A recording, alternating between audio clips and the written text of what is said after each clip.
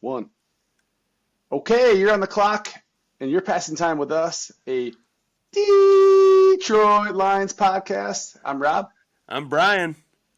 Hey, we're going to throw out a little short for you this week. We're going to do not quite a rapid reaction to yesterday's game, but we're going to get out there and talk a little bit about what happened at the game and get Brian's take on a few things. Let's go. Let's go. So, wow, we don't have to bury the Lions, it turns out, Brian. Hey, I was very concerned going into this game. I'm not going to lie. There's a high anxiety, but they took care of some business. You know, the first game jitters, like, we got to remember that kind of stuff. I mean, I think Green Bay is a good team. They definitely had the juice. They just got their new shiny toy about less than a week before. They got to debut them. It's a home game. They've been working all offseason for that game, and they just came out and they were flat out the better team. That's true, and to their credit, that's a good team. I mean, there's no slouch. So they took it to us, and we had to respond. And how did we respond? But taking it to the Bears. So yeah, I mean, so let's get into that Bears game a little bit. That first quarter, or the first half of that first quarter, that looked like it was going to be a knuckle drag, all out fight. Well, you go back to that scripted first session for the Bears and Ben Johnson, and when Caleb Williams knows what's going to come to the next play and the next play, he seems to be on point. But when it gets a little off script, he seems to panic. So yeah, and the Lions got him panicking. I was kind of listening to some podcasts, watching some things, and they talked about when Caleb Williams is good, when he's got everything going right, he's a really tough guy to beat. But as soon as that energy gets to the side a little bit, they talked about his first incompletion. After that, he was a whole different quarterback. That's absolutely right. And with the Lions, go ahead. It's a little different dynamic, yeah. Being across the pond here, but I was thinking as soon as the Lions got rolling, I mean there was no stopping them. So. And you were right. Once the Lions got rolling, there was no stopping them. I mean, you talk about 52-21. Caleb Williams had 207 passing yards, 19 for 30, 2 touchdowns, 1 interception. Jared Goff was about as efficient as you could possibly be. 23 of 28, 5 TDs. Rushing, they had 134 on 27 carries. We had 177 on 30 carries. So total yards, 339 to 511. It could have been worse. It could have been way worse. Yeah. 2 turnovers, 1 fumble, 1 interception for the Bears, nothing for the Lions. Penalties, 8 for 50 for the Bears and 3 for 28 for the Lions. It was just it was a slap in the face of the Ben Johnson era. Absolutely. And you go back and look at this offense, they got on track. We don't have to fire John Morton. I think we're back to what the Lions have done. But at the same time, you saw a pretty heavy Dan Campbell hand kind of take the reins just a little bit. You saw the preparation was there. You saw the plan was there. The execution was there. The communication, like he talked about, was there. It was all the little things that he knew he could fix. Well, they fixed. Talk about the explosive plays, too. I mean, the Lions really lacked in week 1 the explosives. This week against the Bears, they hit some big plays. Yep, absolutely. And, they call them explosives, right? They got their explosives. They look good doing it. And, J-Mo got back on track. Only 2 receptions, but over 100 yards. I mean, that is amazing. Those are explosive plays. Yeah, he's on record saying I'm averaging 50 a catch. So he's happy about it.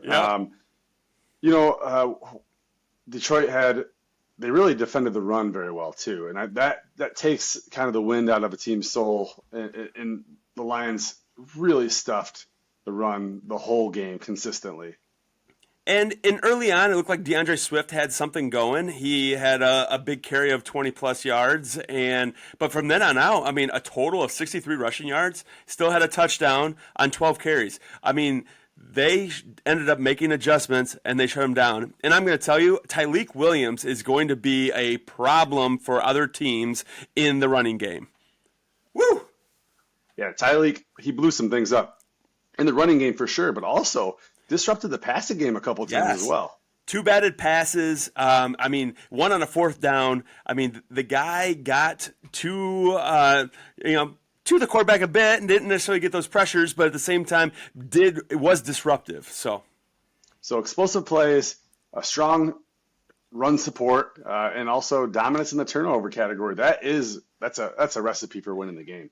That's what happened, and they got back to doing what the Lions do. They did play action. They had crossers. They had high and lows. They pushed the top of the defense off with JMO, and when they didn't respect JMO, they exploited him. So it was a great plan going in, and they executed very, very well.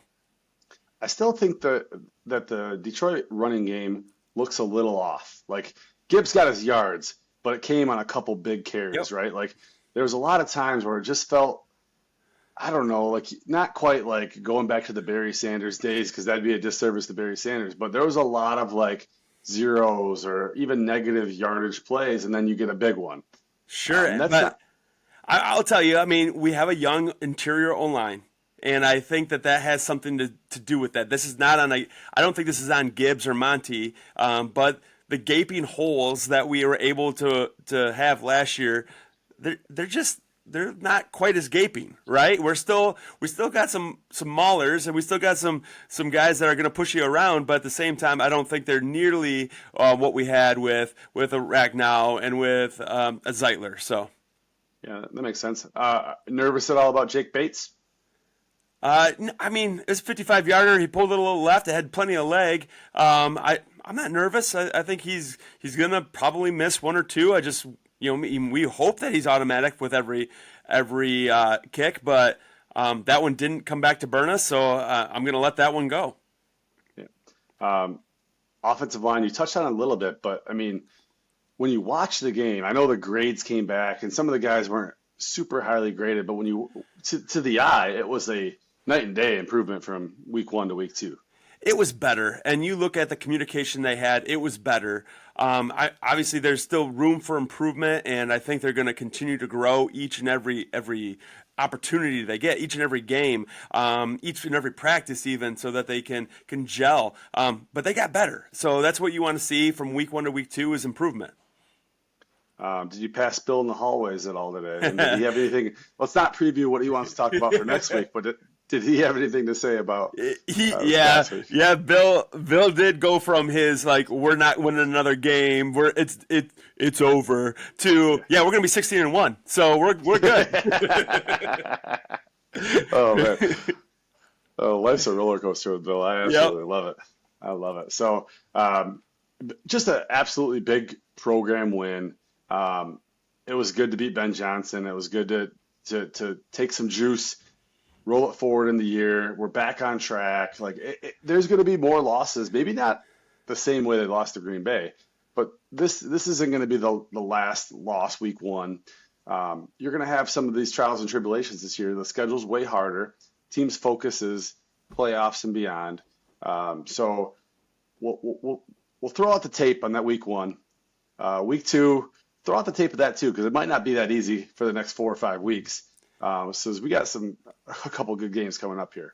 And we're going to talk about the challenge that will be Monday night coming up here at the next pod. But we got some work to do to continue to improve. We got some work to do in order to show what if the Lions are for real, or if we're somewhere between Green Bay and Chicago. Yeah, the Lions are for real. Well, there's no that they're not for real. So right. That, we're not going to discuss if they're for real. They are for real, but how for real are they, right? Right. Are they Super Bowl contenders? Because that's the only differential. They are a playoff team, but are they a Super Bowl caliber team, right? Is that? I think if you're a playoff team, you're a contender, right? And that's what we're hoping to get, because anything can happen.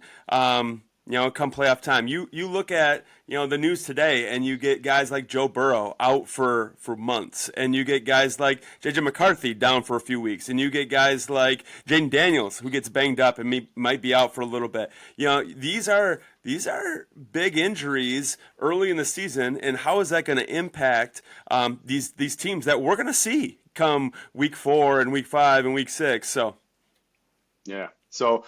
I'll leave you with some words of wisdom before we get into a special preview later on this week. But the past is not as good as you remember. The present's not as bad as you think. And the future will be better than you can anticipate. Optimism is hard to imagine, even if you understand how powerful it's been in the past. And that is the straight up truth. Last year was beautiful. But this year. It's a harder schedule. It's a better team. It's a better roster. Some coaches are going to marinate through the course of this season.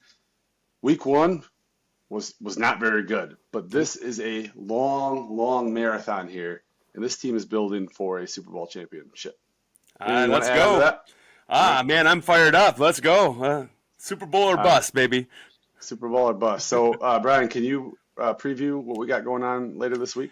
All right, so later this week on Wednesday night, we're going to have a couple guests on our show from Talking Grit. I was able to be a guest on theirs a few weeks back, and these dudes are doing it right. They're Jason and Jacob.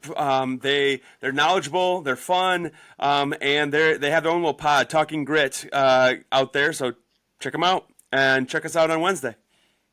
Why wasn't I on that? You guys didn't invite me? You wanted all the brains in one room? That's what it was, yeah. No, we're excited. Those guys, they've been at it a lot longer than us. They've had a lot of guests. They're just a lot more mature of a program. So definitely more mature. So we're going to inject some immaturity into this, and they're going to come onto our show. We're probably going to trade off with these guys a couple times throughout the course of the year, and we're excited for it. It's going to make us better. Yep, absolutely. And so check that out. Check us out on social media, and like and subscribe, my friends. So cool. Thanks for the quickie and your passing time. This is a Detroit Lions podcast. Thanks for following. Please like, subscribe, listen, and tune in later this week for the preview to next week. All right, see you guys. I'm Brian.